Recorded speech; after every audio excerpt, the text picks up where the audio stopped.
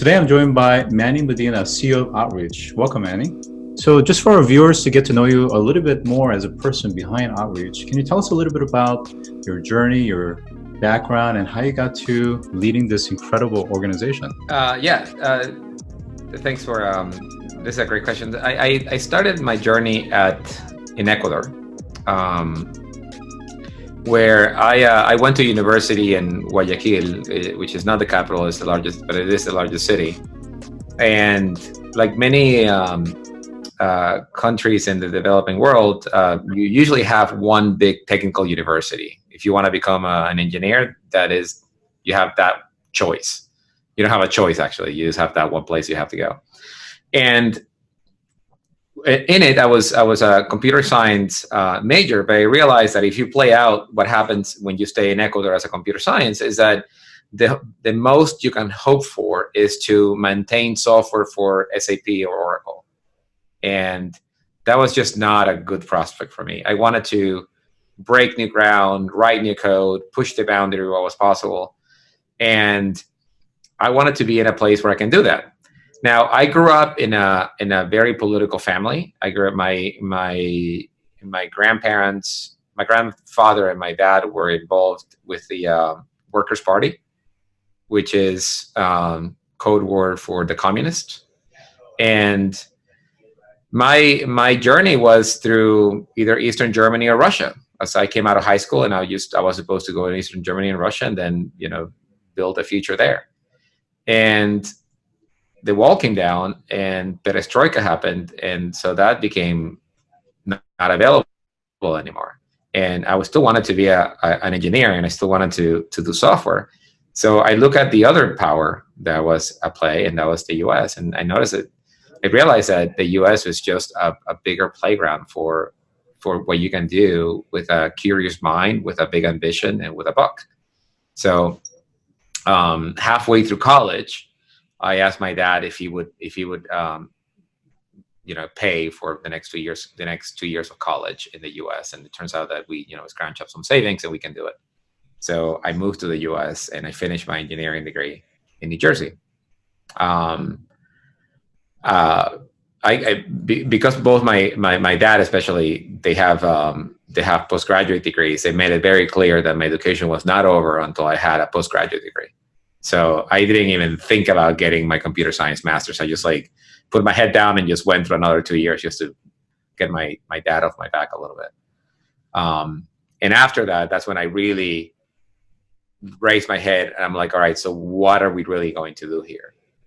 And I ended up joining a bank, Citigroup, and I wasn't very, very happy there.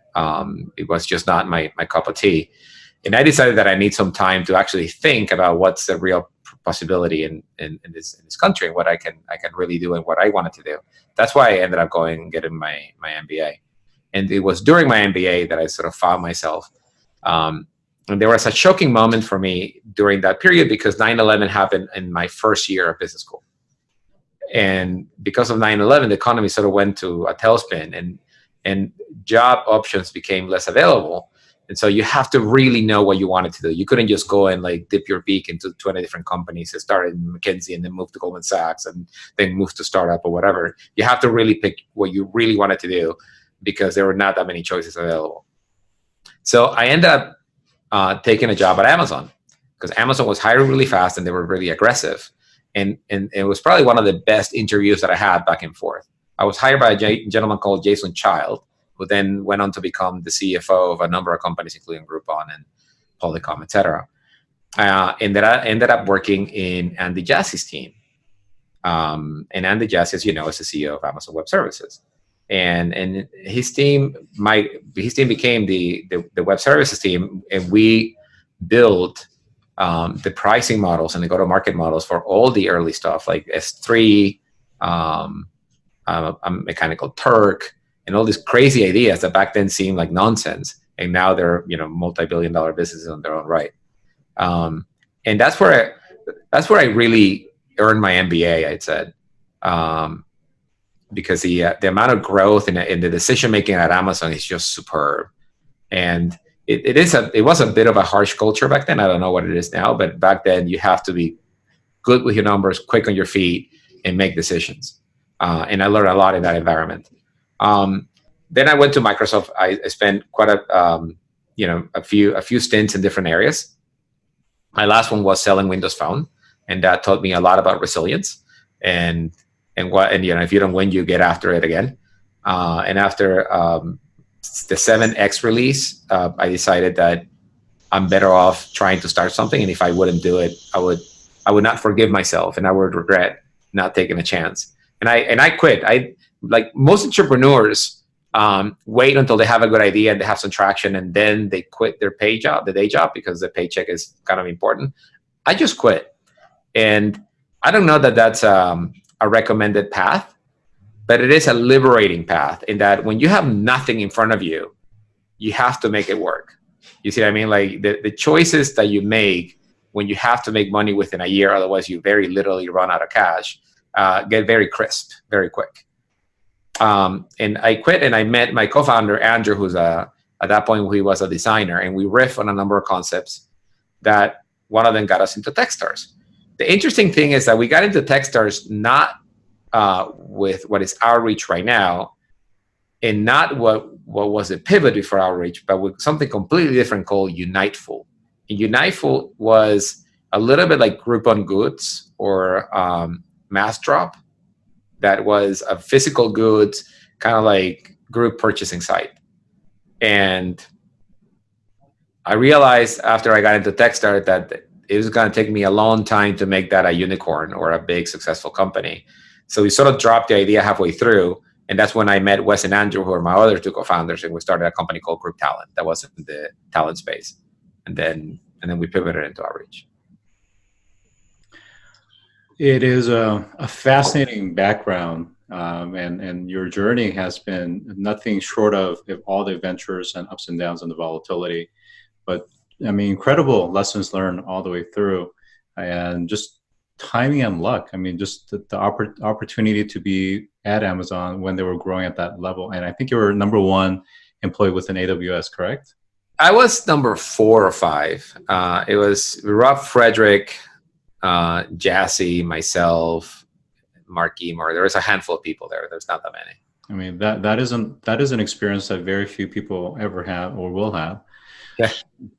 And I think what I walked away from that journey is this desire to want to find your truth and Correct. be able to have kind of a laser vision so that you're not distracted. And at some point when you felt that you knew what you wanted, you're willing to take a huge risk. And I think one of the things that entrepreneurs hear very often is the fact that you have to put yourself out there and not have safety net. And you intentionally limited that safety net so that you can actually really haul ass, frankly, and to go at it. I want to pivot and talk about Outreach a little bit, but just a personal question. Are your family happy that you've become a capitalist rather than stay to what they were, communists? They're happy now. It was many years in which the outcome was not clear, and the first couple of years of the startup life were very thin. We're very slim. We're very Spartan, if you would. And they were like, "Well, what are you doing? Like, get a government job, or work for a big company, make us proud, a brand that I can tell my friends and they recognize. Go back to Microsoft. I was proud of your work at Microsoft. I can tell my friends you work at Microsoft, and that was pretty great." So it was a bit of a slug at the very beginning. And now it's different because, Outreach is a big success. We employ 400 people. We're creating jobs, and that makes me feel part of the solution. We're solving the problem in a different way. Now, that said, I haven't lost touch with the societal problems that need to be fixed at the systemic level as opposed to my level. And now being on the capitalist side of the equation, I see some of the things that may have been wrong-headed, but some of the things that were right-headed, even from a capitalist point of view. So for instance, universal healthcare is something I'm fairly passionate about. And, a lot of the arguments of choice and whatever kind of don't make sense to me, because it's one of those natural monopolies that would have worked incredibly well for me as I was starting outreach. When the first 2 years of starting outreach, I had no health coverage.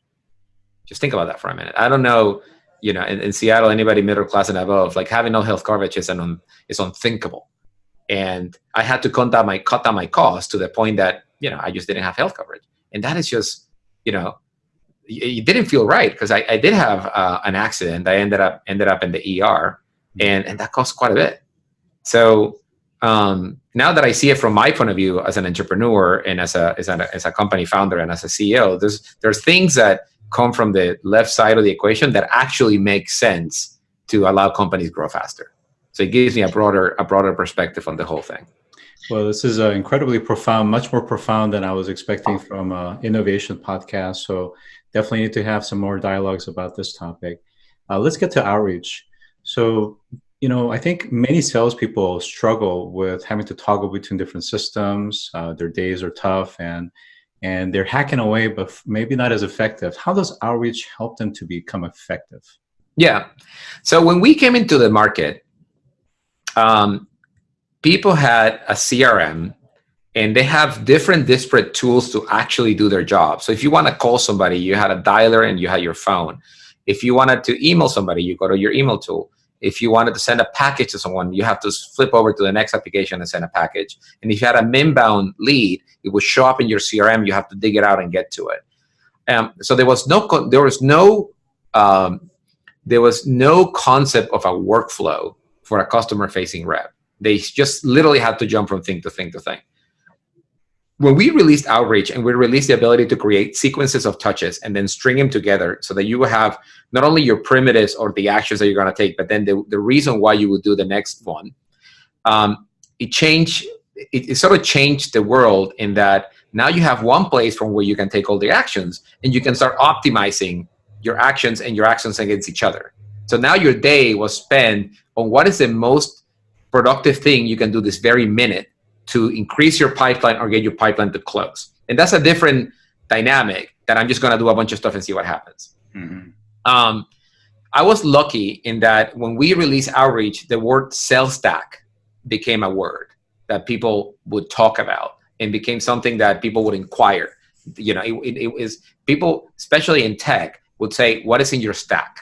And you will talk about your Salesforce, and you will talk about your Zoom Info, or your Discover Org, or whatever else you were using for leads. And then when you were talking about what is in your workflow.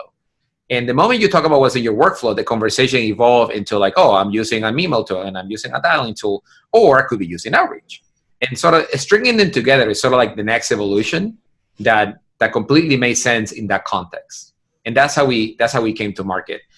When you string the actions together, and you automate some of the things that are easy to do, such as a follow-up email or a reminding calendar appointment, etc., you're shaving things off of your day-to-day, which opens up more time to personalize more and do more research and make that unit of work more effective. So the way that we actually drive ROI is by doing two things: allowing you to do more things in the same unit of time, and making that one thing that you do more effective, so that you get the double multiplier effect of having more time to do more things that are more effective in the same day.